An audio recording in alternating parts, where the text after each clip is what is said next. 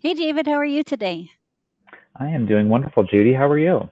Good, good. Thanks for helping me out today. We've got everybody kind of joining today's presentation. I'm excited to get started with this one because this is a kind of an encore presentation of one that I did at Scaling New Heights back in June. Well-received presentation. I think it's a really a great topic. We've got some Client Hub users here. We got a good group of people that are not yet using Client Hub, so you're going to learn how. Of course, this is not a sales presentation, but I'm going to show you just a couple slides at the very end about how Client Hub can help to solve for this challenge of chasing clients. Um, so David, I know that you're going to be kind of in the background fielding some questions that come through, and I will try to stop as we go through the presentation to see if I can answer some of those. I do want to let you guys know I got a lot of stuff to cover here, and I'm going to use some real life examples of things that I've been through in my firm. So let's go ahead and jump in and get started. Let me share my screen. I got so many things. I love multiple screens here, but you guys know when you do a presentation, you've got all these different screens going on. Awesome. So today's topic is stop chasing clients. The mystery of how to get what you need when you need it. And we're going to find out that's going to be one of the biggest roadblocks that we have within our practice. A few things I will point out there, you guys. If you look at your Zoom, your little Zoom bar there, you can see there's an option there for, I believe we have a Q&A, but it's not popping up here for me. Oh, there is. There's a Q&A panel there. If you go to the others, I would suggest if you have questions, go ahead and put those in the Q&A panel. As I mentioned, David's in the background. He's not really in the background. He's in the foreground too, but David will be helping out fielding some of those questions as we go through the presentation. If he can answer them, he will. If not, he'll go ahead and send them off to me and I can take care of them. Okay, we're going to start with the introduction. Who am I? For those of you that don't know me, my name is Judy McCarthy. I am the co-founder here at Client Hub, and I'm also a recovering accountant. So I've been a pro advisor here, a QuickBooks Pro advisor for over 25 years. I'm advanced certified in QuickBooks Online. And I am, previously ran my own businesses. So Think Leader Consulting, and before that it was Think Beyond the Desktop. So we did client accounting services, QuickBooks cleanup, payroll, sales tax, you name it, everything except tax preparation. So we kind of drew the line there and we partnered with some other CPA firms. But we supported clients throughout the whole US. We did that using, remotely, with some great technologies like Client Hub here. So here's the agenda for what we're going to talk about today. Number one, I'm going to talk about the cycle of the chase. We can't just tell you how to fix something unless we really understand what that challenge is. We're going to bust a couple myths, and there are some there. I'm going to kind of dive in and talk to you about the cost of that chase because a lot of people think, oh, it's not a big deal. I just have to send my clients a reminder, but that does actually add up to quite a bit. Helping you to put an end to the chaos using both Client Hub, but also just some really great techniques, no matter what you're using for a solution to communicate with your clients. And then envisioning the future and talking about some other tools and tactics that you can use. So I like to put this slide up because it's like, okay, what is this? What 30%, what does that mean? So 30% is on average the amount of time the average bookkeeper or accountant spends chasing clients for answers and information. Now, we did a research study back when I owned my firm, and when we came up with this number, I almost fell on the floor. It's a staggering number. It's 30%. So can you imagine 30% of your time that you're spending sending requests and asking clients for information? That's a day and a half a week. And like I said, that was just a staggering number when I realized that was the amount of time we're spending. And oftentimes I talk to firms and I'll say, how much time do you think you're spending? And there are firms out there that say, oh, it's not that much, it's 10%. But the majority of them are saying it's at least 30% or more. And so what we're trying to do is reduce that. We don't want you to waste, and I mean it, waste, because that is a waste of our time. Because normally when we're putting together our engagements, right, whether it be hourly or a fixed fee, we're not taking into consideration the amount of time we're going to have to send requests, send reminders, get on the phone, remind the client and get the answer. We're thinking about, okay, we're doing this job, this piece of work. How much time is it going to take us to do the work, not to gather the information or chase after the clients?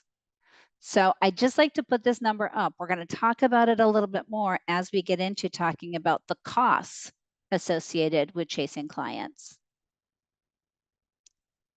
But let's talk about that vicious cycle of chasing clients.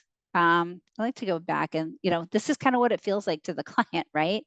Or to you, that you're constantly just on the run, chasing them after for information. And it can get overwhelming. I know for me, when I had my firm long ago, it really was overwhelming. So I like to point out that if you don't change your approach, that you're never going to change your results. So what you need to do is just stop chasing, stand still, and figure out, what can I do so that I no longer have to chase my clients? And again, I'm going to give you some great ideas here on things that you can do to eliminate that chase.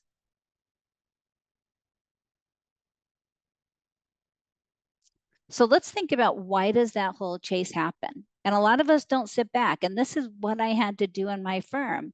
When I realized that 30% number, I was like, whoa, wait a minute. I've got to sit back and I need to understand this. So I actually went and I sat down and we had clients all over the country. I went and met in person with some of them. I met on Zoom. Like, I spent a lot of time gathering the information from my clients. And here's what they told me. And here's what I kind of got from those meetings. They're busy. Let's face it. Most of our clients are small business owner.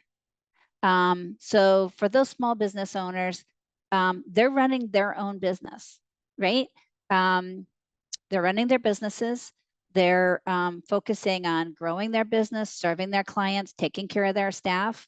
They don't care about you. Honestly, they really don't care about you until they need something. So remember, your clients are busy. You need to make sure that you're making it easy. The other thing that I got from my clients, which this one I totally got, communications were not clear and consistent. So what would happen is, the bookkeeper, if they were doing let's say the weekly bookkeeping, 1 week they would send an email with one message. And then the next week, the message was completely different. So they wanted to make sure that those communications were clear, or the staff member didn't clearly communicate exactly what they needed. So let's say we're doing a month-end reconciliation. Maybe the communications were just something like, hey, send the statements, right? That's not really clear. A clearer communication could be, hey, please send the checking account, the savings account, and the money market statements for the month of May or for last month. So be, really clear, in what that communication is. That's what we got from our clients. They said it just made it really difficult for them to understand what we were asking them for. The other reason, and this wasn't really a client reason, but sometimes why this happens is we're afraid of losing that client. So we continue on with the chase, that behavior, that repetitive behavior, because we don't want to rock the boat. We don't want to go back to our clients and say, hey, listen, we've got a problem here. And I did that. And I didn't fear losing my clients, because I thought, you know what, if these are clients that can't help us out in getting us the information that we need to do the work that they're paying us to do, so we can produce the deliverables that they're paying us to produce, I don't want that client. But a lot of people, and I understand, whether you're the owner of a one-person firm, you don't want to lose a client. If you are a staff member in a firm, you don't want to be the reason that that firm lost a client. You need to go to your supervisors and say, hey, there's a problem here. We need to resolve this. The other reason, again, it's tolerated. The same thing I talked about before, like, we just put up with it week after week and month after month. So I mean, think about children here, right? If you have kids, right, and you tell them, go clean your room, right, and they don't do it, and you just allow them to not clean their room, eventually they just don't do it. So you tolerate that.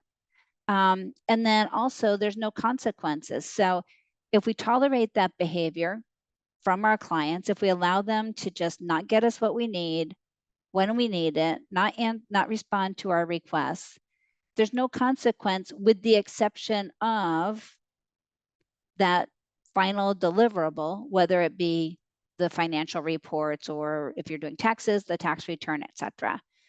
And then even some of those consequences, the clients don't truly understand. But then what happens, right? So the other thing, and I'll jump into it, then you end up, the consequence is more for you, because then the client comes to you and said, hey, I need those month-end financial reports, and you're probably going to stay up all night and finish up the work so that you can get them financial reports. But this is kind of why that whole thing happens. Now, how does it affect the client relationship? Negatively, of course, usually, because as I mentioned, think about if you're not adding those transactions to QuickBooks. A lot of firms I know, if they're doing the bookkeeping, they're not adding those transactions into QuickBooks. So checking account balances aren't accurate, or if they're, other accounts there, those aren't accurate. Delayed deliverables. And even though you and I know that this is because we didn't get what we needed to do the work, the client still doesn't see it that way. Even though we say, hey, I couldn't do it because you didn't get me what I needed, they still feel like it's a failure on your part because you should have clearly explained that to them. It's always going to be your fault, trust me.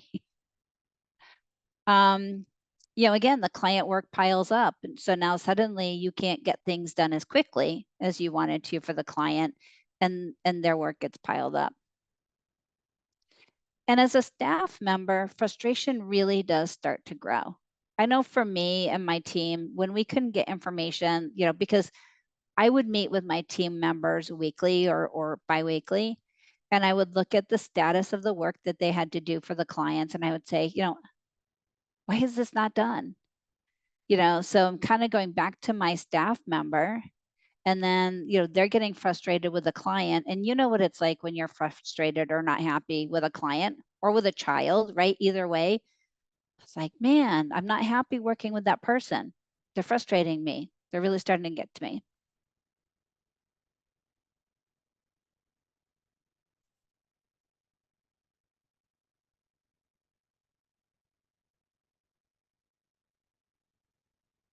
And my apologies, I had a duplicate of this. Let me go ahead and get by this. I don't know why I had a duplicate of this slide. Okay. So how does this affect your team? And it really does. If you run a firm, if you manage a team in a firm, if you're a small firm with just one or two people, I mean, not being able to do the work really does have effect on your team in many, many different ways. And I want to say the first one is probably decreased morale. We all take pride in the work that we do. I know I do. And if you guys don't, I think you're fooling yourselves. We love to get the accomplishment, and we love to get the work completed for our clients. So when we can't, it just makes us feel like we're failures, like we can't get this work done. It causes increased stress, because we know eventually the client's going to get us that information. And, they're going to call us up and they're going to say, I need financial reports for my banker by the end of the day tomorrow. And you tell them, hey, I'm still waiting on 3 months worth of, bank and liability statements. So now you're stressed out and you have to work overtime to get that work done for your client. By the way, don't get your work done for your client. It was your client's failure. But we want to make them happy. We want to get the work done for them. Now, if you have staff and you're paying them hourly, I know a lot of firms still do pay hourly. Let's use an example. Let's say that this week we actually had scheduled 20 hours worth of work across clients. We have a part-time bookkeeper. And 3 of those clients didn't get us all of the things that we need to do that bookkeeping work. So now that person doesn't get paid for 20 hours if we're paying them hourly and they only had, let's say, 10 hours worth of work instead of 20. Now their pay is reduced. I mean, that really hurts if you're somebody who's part-time, you're on a kind of that dependent income. If I plan to get paid for 20 hours this week and I only got paid for 10, that's really going to hurt. I'm not going to be able to make rent or mortgage payments. So think about that when you're setting up for your pay, but for your team. But again, it's not really fair. And then, what's going to happen is later on, and we'll talk about this when we get to the cost, when the client does get those 6 months worth of backlog of bank statements for your bookkeeper to reconcile, now that person is working overtime. They're forced to overtime and they've got to go ahead and get that work done, but it's also an increased cost to you on the labor side for that period of time. And then we also know that when we're forced to do things quickly, and I'm going to raise my hand because if I am rushing to do anything, I'm going to mess up. Let's just face it. I'm going to make mistakes. So there's a bigger potential errors. And it doesn't matter what I do. I'm always going to make mistakes. And that's why I try not to rush things that I have to do or do things under stress. So you don't want to make errors because again, none of us make errors. It's going to look me as the person doing the work look bad. As a firm, if you go and present those financials to your client and there's errors in them, now the firm looks bad. And then if the client takes those financial reports and brings them to the banker or an investor, now the client looks bad. So make sure you don't get to that. So what does it look like or feel like from the client point of view, right? Zombies. It just feels like you're being chased or harassed. And you don't want your clients to feel that way. I'll just quickly tell a little story. I had a client and she owned multiple entities. So we did the client work and I received a phone call from this client on a Friday night it was almost 5 o'clock and she was livid. And she said, I want you to assign me a new bookkeeper. I just, I can't take it. This bookkeeper, we're going to give her a different name. Her name is Jane. Jane just keeps harassing me for the same information over and over again. So of course it's Friday night. I can't do anything about this. I talked the client kind of off the ledge. I told her, hey, first thing Monday morning, I'm going to meet up with Jane. I'm going to take a look at what's going on and let me get back to you. And if we need to assign another bookkeeper, there will be a little bit of a transition period, but we can do that. So first thing Monday morning, I got a hold of Jane, the bookkeeper, talked to her about the client's, complaint. She shared all the emails, back and forth emails with me. And, her communications were pretty clear and concise, but she had to repetitively ask the client for the same information over and over because the client wasn't responding, right? So the client saw that as harassment. The bookkeeper is just trying to do the work and the client's not responding. So I had to go back and I had to call the client and explain, hey, here's why you're getting that email because Jane has asked for these things multiple times and you haven't responded to her. And this client, the line just went dead. I thought for sure the client was getting rid of us. And I realized the client was crying. And she, as I mentioned, owned multiple different business entities. And she said, it is so hard to keep track of what I have or haven't responded to. She said that's why she was just stressed out. So you don't ever want your clients to get to the point of feeling that way. And that's why we're going to talk about ways that you can eliminate making it that difficult or feeling like harassment for your clients. So let's bust some myths about chasing clients, right?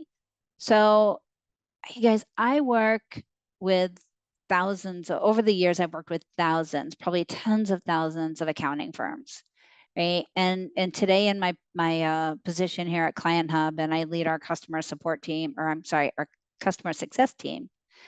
I hear a lot of different excuses or a lot of things that people tell me. And I'd like to go ahead and just kind of talk about these because number one, they say our clients are different. Your clients aren't different. Like people are basically all the same. Your clients may have their own little quirks, but you know what? And they might want to do things a little bit differently. But one of the things are most clients are the same. They're busy business owners that need you to do the work. And they just need to get your work done. They may have, like I said, the little different processes, but at the core, they're all basically the same. So don't use that excuse and don't let your clients dictate. I talk about this a lot. If your clients say to you, okay, I only want you to send me emails on Tuesdays and Fridays. Well, that's kind of silly, right? Or I only want you to communicate with me using AOL Instant Messenger. I don't know if you guys remember that, right? I don't even think it exists anymore.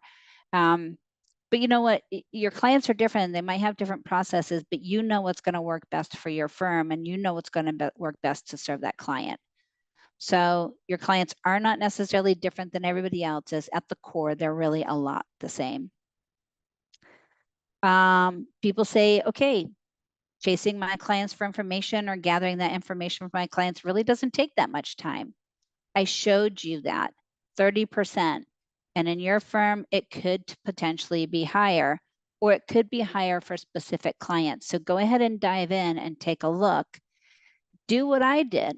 Do a 6-month research study. Make your team keep track of every little minute that they spend working with clients. First of all, they're going to hate you. You have to compensate them for that. But break it down and you're going to find out it really does take at least that much time.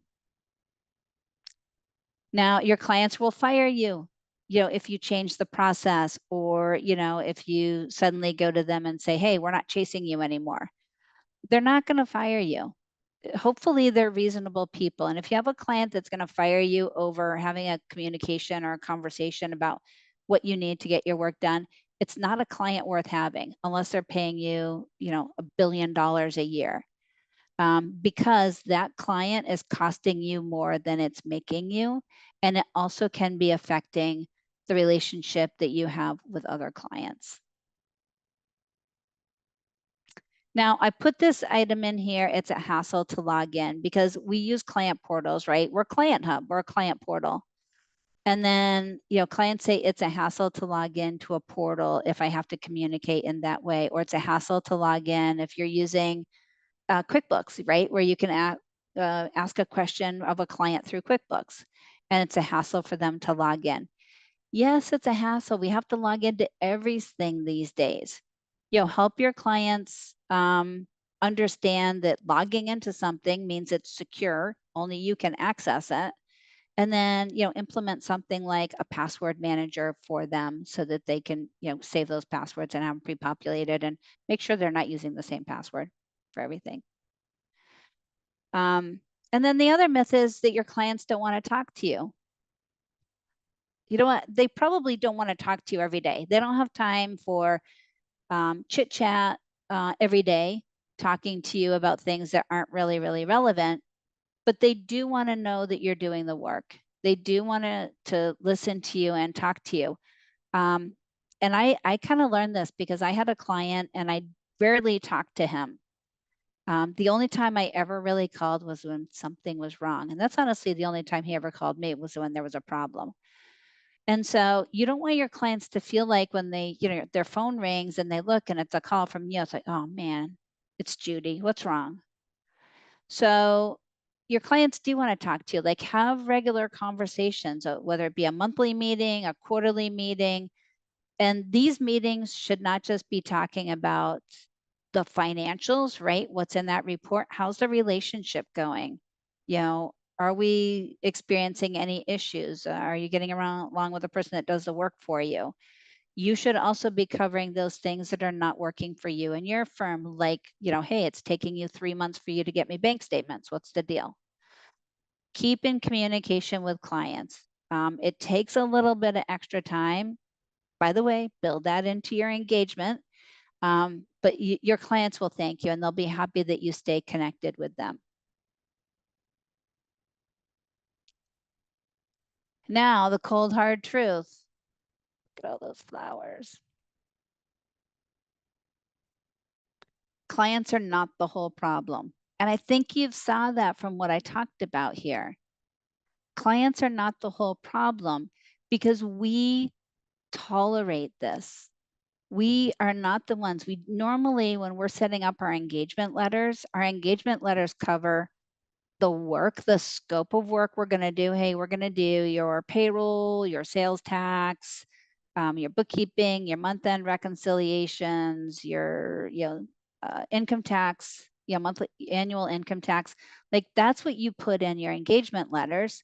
And yes, most of you probably have all that legal mumbo jumbo, terms and conditions, etc., confidentiality, security. But you probably don't put in there, hey, here's our communication policy. So you don't put it in up front. You may verbally say to clients, hey, we're going to do payroll every week for you. And we need to make sure you send us the timesheets. But you don't put in writing, we expect you to send us timesheets every week by noon on Monday. Or if we send you a question, we expect response in a certain amount of time. And we're going to talk about that. I got a great sample for you as well. So I want to say that you as a firm owner need to take control. You need to control the narrative and how you work with your clients, and you need to keep up with it. And again, this is not just in your work, but it's also, you can talk about, things in life, like with your kids. And it drives me nuts. I have grandchildren, right? And I see the kids and they tell the children to do something and they, stop doing that, stop doing that. And eventually they just give up. It's like, forget it. I told him to stop doing it 3 times. He didn't. So I'm just going to let him keep doing it. But you need to take control over the situation, especially when it comes to your clients. And if they are exhibiting the bad behaviors that are creating roadblocks in your workflow and causing chaos and stress in your firm. And just know that change is possible. Don't give up. Again, I talked about all the firms that I work with, and I can't tell you like how many firms I've said, my clients will never adopt a portal. They'll never use the portal. If you go into any situation thinking it won't work, I will guarantee you it won't. So, go ahead and adopt that positive attitude and know, hey, with the right, whether it be training, nurturing, resources, implementation, with all the right things, change is possible. And we know that from history. I mean, would you guys have thought, let's see, what year is it? 2024. 20 years ago, would you have ever thought you'd be carrying around a small computer in your pocket every day that you do everything on your iPhone? So we never thought, and everybody has one now. And it doesn't matter if you're, 15 or if you're, 85. My 80-year-old mother has an iPhone and she's a whiz at it. And she's a whiz on her computer as well. People adapt and they do change, and it is possible.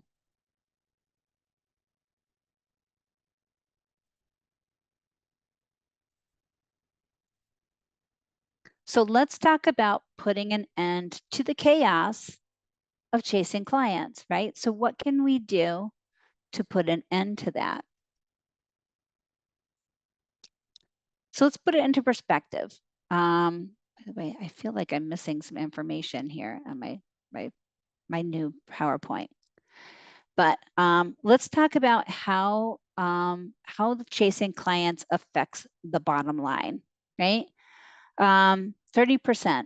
And I don't have a calculator in front of me, right? But if let's say we have $10,000 in time, let's say we have a day and a half, right? I have to grab my calculator because I did have these notes. My apologies. I don't know why I'm not looking at my notes on these slides here.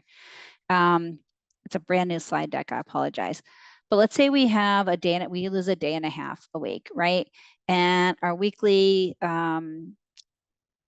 look at our clients. So our weekly, I'm going to say $5,000 a week. So times 4 weeks a month. So I'm bringing in $20,000 a month, right?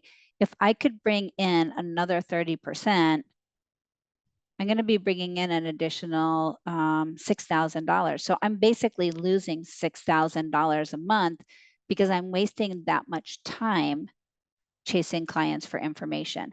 And if we multiply that six, if we say 6 times, 12, now we're looking at 72. Is that right? 72. Did I get it right? I guess so. That's $72,000 a year. If you, multiply that times the number of people on your team, the amount can be staggering. That day and a half, you could be serving another, per person, 1 to 3 clients, right? So bringing on another 1 to 3 clients in your firm can have a significant impact on your bottom line. So keep in mind, don't tell me that it's not costing you money for this chase, because I absolutely know it is. And if you say, well, listen, I've got somebody that sits at the front desk in my firm and they're responsible for chasing the clients, my bookkeepers don't have to do it. Perfect. But you've got a salary sitting there at the front desk, and it could potentially be $45,000, $50,000 a year that you're paying that person to chase clients for information. So we do want to put that into perspective. It's a huge number on your firm bottom line. And if you're a one-person firm, that's tough.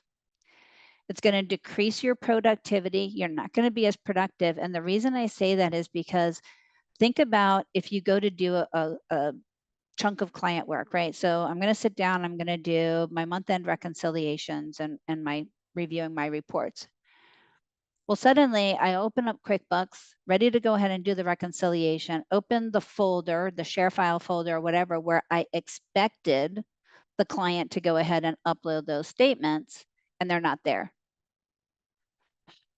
Now I've got to stop what I'm doing. I need to either send an email to the client, maybe look and see if the client put the things in the wrong folder, pick up the phone and call the client to see if I can get them on the phone to get those statements.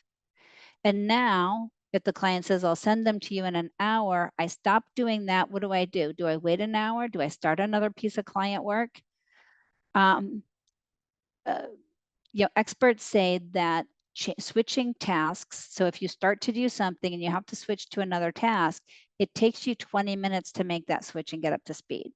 So if you're doing that 10 times a day, that's 200 minutes, right? So that's what, 260, 120, that's 2.5 hours that you're wasting. So make sure that you want to make sure that you have the work, the information that you need before you go ahead and start the work. So maybe, having that information in advance is going to be really helpful.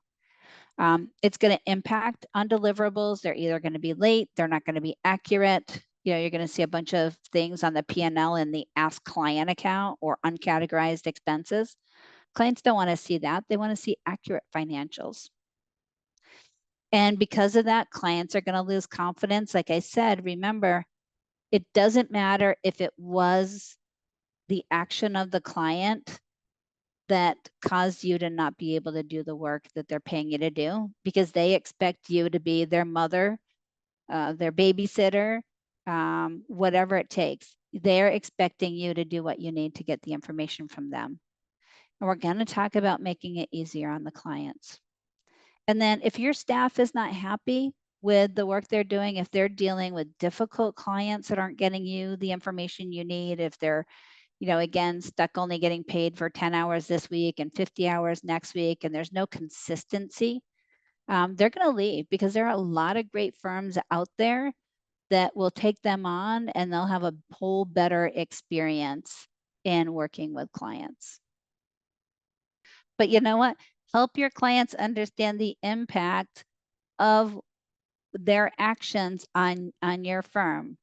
How does it affect their business? And I have to say that I know a lot of clients that just say, hey, just do the work. I don't care. Just get it done. Doesn't matter. I don't need to see financials. It affects their business, because hopefully you're not just a data entry clerk.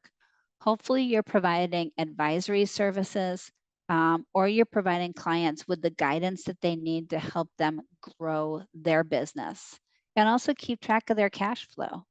So making sure they have enough money in the bank to pay the bills when they need to pay it or do payroll. Help them understand how it affects your business. All these things we talked about, if you don't have these conversations with your clients, they don't quite understand. And I've had those conversations where I've sat down really with clients and said, we love you as a client. We appreciate your business. But we have to let you know how your inability to get us what we need when we need it, or the need for my team to consistently or sending you emails or calling you to get that information, how does it affect our business? Talk to them. And maybe they don't care about your bottom line, but talk to them about staff morale.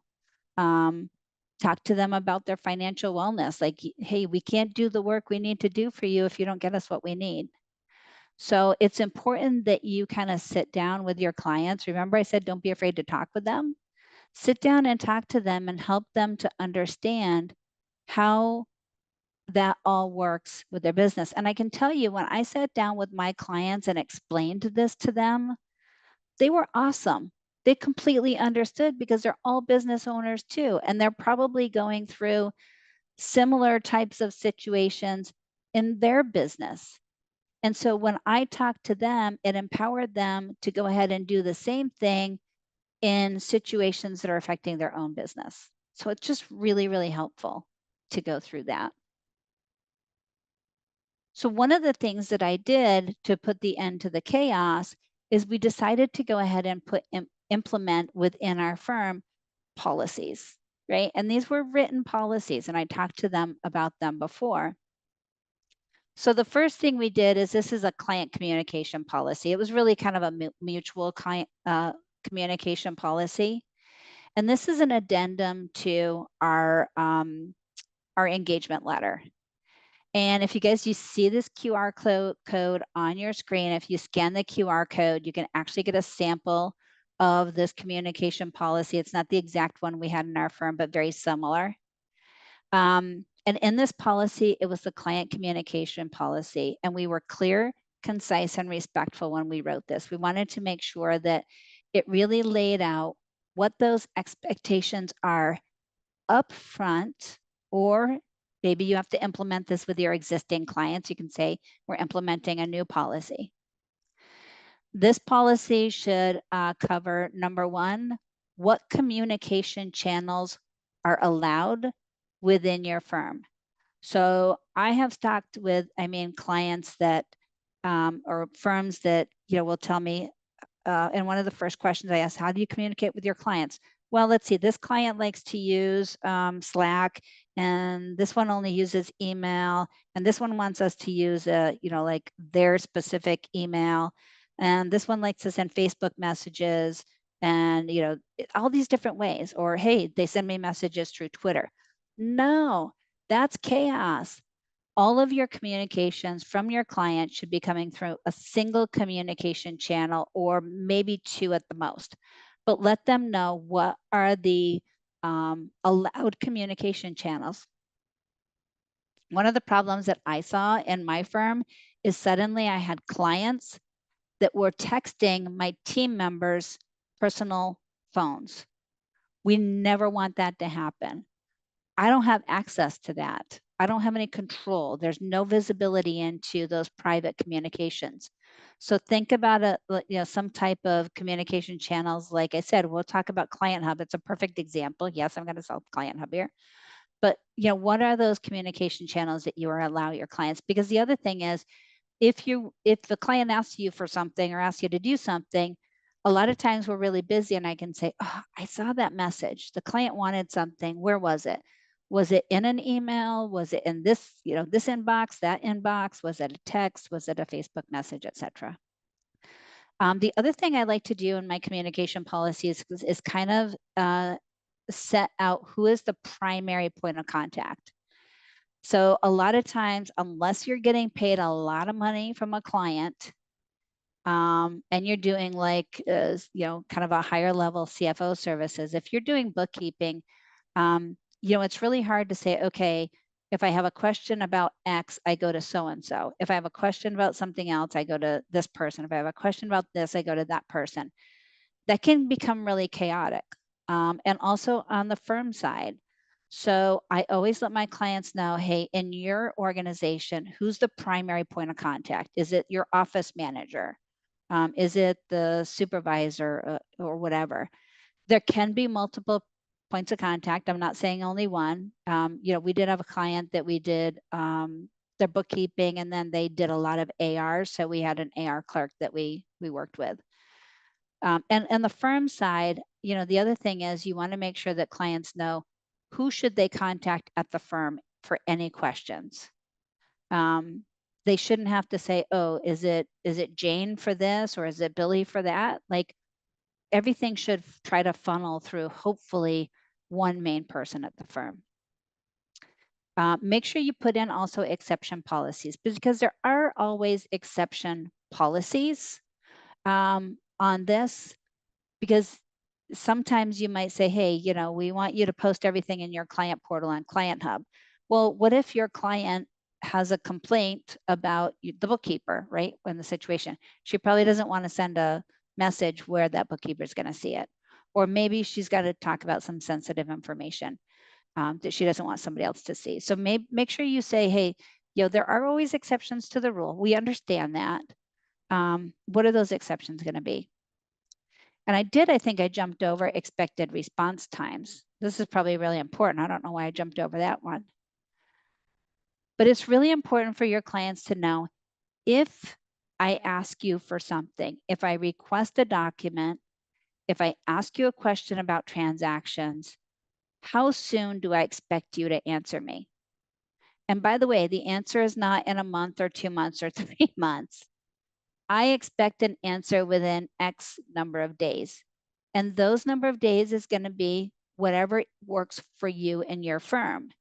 And by the way, if your number is, I expect a response in 3 to 5 days, and you don't get a response from that client within 5 days, don't wait. Remember, don't tolerate that. You have to reach back out to that client, whatever you need to do, and say, hey, I asked you for this. It's been 6 days, 10 days, 15 days. I expected a response. What can we do to help you, make it easier for you to get back to us? So work with your clients on that. But don't let things fester for a long period of time. The same is going to hold true. Remember, I said this is a mutual communication policy. So I'm going to let my client know the same thing. If there is something that you need from me, I'm going to respond to you within, let's say, 3 to 5 business days. Or if it's something urgent, I'm going to respond to you same business day. I'm not going to jump and stop what I'm doing because a message comes in from you wherever. I'm not going to stop what I'm doing and respond to you. If it's 11 o'clock on a Friday night and you send me a request, I'm not going to respond to you next business day. So make sure that clients understand that, because I've been in Las Vegas at conferences with accountants. And I mean, this is a true story. And, here it is 10, 11 o'clock at night on a Thursday or a Friday. We're out, having a party at a Las Vegas conference. And that accountant gets a text message from their client saying, hey, I need, this report. And they leave the party, go back to the hotel and do it. Like, that's ridiculous. Set those policies up for your clients. And then also let them know in this policy, what are those consequences? So what happens when things don't work out the way that we've outlined here in our policy? And the consequences could be, increase in rates for the work. It could mean that, we're going to have to let you go because we can't work this way. But this is just a great sample or example of what you can use for that communication policy for your clients. Now, you also have to have an internal communication policy. So everything, remember, I said it's not always the client's fault. Your team all has to be on board with this. And by the way, before I forget, make sure your communication policy has a place for your client to sign and date and acknowledge that they got that communication policy. And if you have file sharing with your clients, which I know most of you do, upload that signed copy right wherever you share files with them so they always have access to it.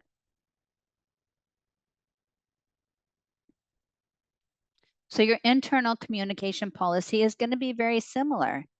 Make sure your team knows what those accepted communication channels are for those clients. Provide them information about clear, concise, and respectful communications. And when I say clear, one of the things I like to talk about is like more clear and direct, right? So you don't have to say like, one of the things that one of my clients shared with me, and they actually forwarded an email to me, was one of the bookkeepers sent an email, and it was like 3 or 4 paragraphs long. And it read something like, hey, hope you're having a great day. I need to reconcile the checking and savings account for April and May, and I don't have the statements because I couldn't find them in the folder. And could you please upload them? And it was just this long, drawn out email. The client's busy. Remember, we talked about the very beginning. They're busy.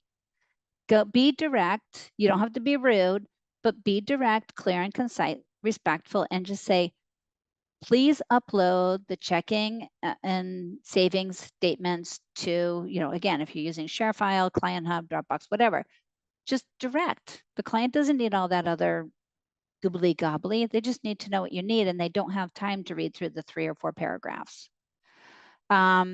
Make sure your team knows what escalation policies are, for information that comes out, what resolution options are if things are not working out. And remember the same thing, they need to understand what those expected response times are. If a client asks us for information, how soon do we need to respond, or at least acknowledge that communication? Sometimes we may not be able to provide the response that the client is asking for. So they may say, hey, can you please send me financial reports for the first quarter by the end of day tomorrow. First of all, maybe we don't have all the work done, but it's okay to say to the client, hey, I've got your message. Thank you for sending it. Let us look at our, what our demands on our work were, and I'll let you know if I can get you those reports by end of day tomorrow. But normally we respond to these things in 3 to 5 business days. And I know we all try to do whatever we can to please our clients. And you're probably going to have those financial reports ready for end of day tomorrow. But again, don't wait till the end of day tomorrow. At least acknowledge and say, hey, I got your message. Again, if it's a text, if it's a message through messaging, you can go ahead and just give a thumbs up. Just at least acknowledge that within that time period.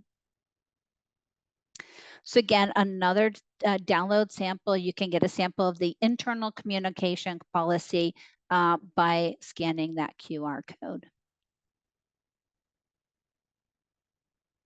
So tools and tactics. Okay. A couple things that you need to have clear, concise, and stop chasing clients is you need to make it really, really easy. You need to give the client a way to securely share files with you. There's many different solutions.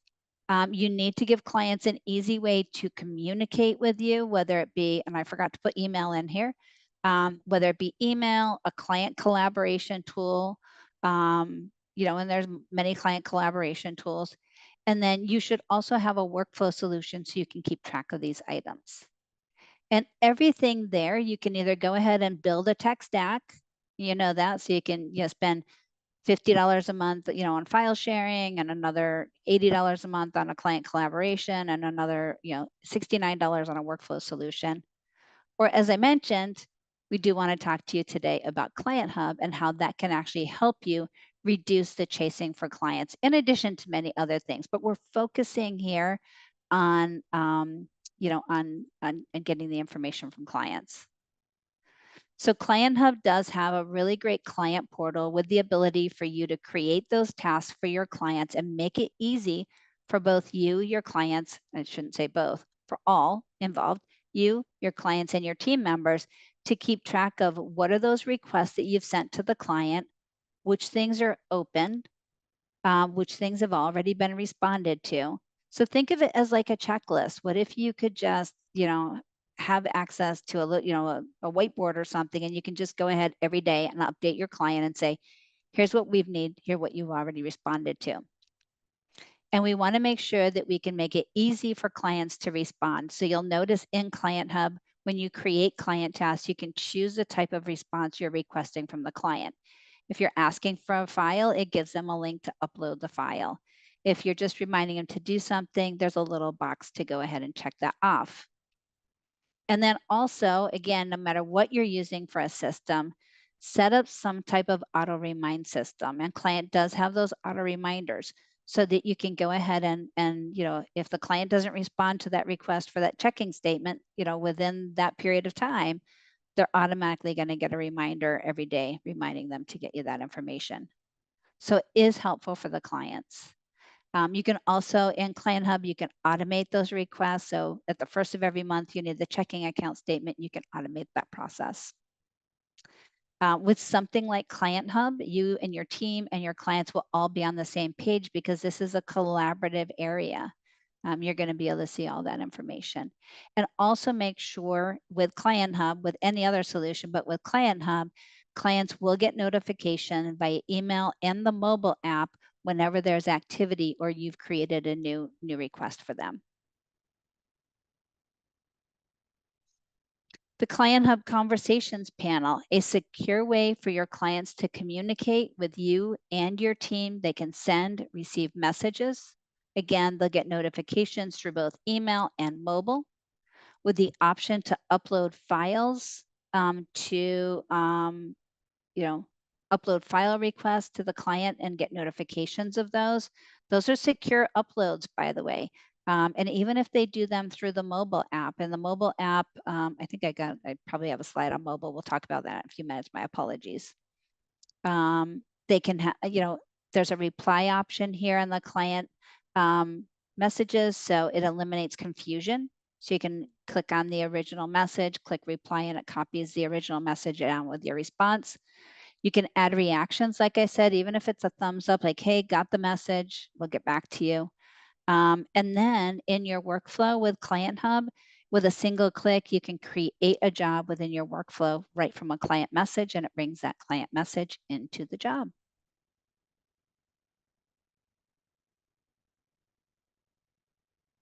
And then Client Hub mobile app. Client Hub is one of the only client collaboration tools and workflow solutions that actually has a mobile app that your clients can use to communicate with you. There's a couple others, but the majority of them do not have a mobile app. And most of your clients are on the go. We know that.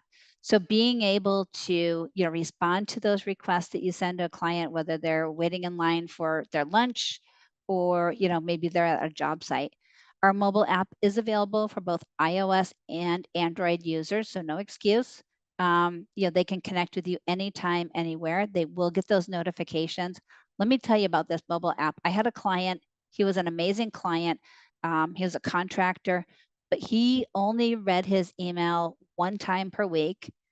So when we were working with him and sending requests through email, we knew we wouldn't get a response from him until he read his emails on Friday afternoon. He was in a different time zone from us. So if we sent him a message on Tuesday, I knew I wouldn't see a response till the following Monday. Of course, we implemented Client Hub. We implemented the mobile app, and the whole relationship completely transformed with this client, like magic. We would send him a request for something, and I swear I would click the send and notify button, and he would instantly respond because he had that mobile app, because he was on those job sites and he could respond quickly. Clients can also upload files through the mobile app. It's amazing. They can either just take a picture with the camera. They have an option to scan using their camera, or of course, if those files are on their mobile device, they can upload them directly.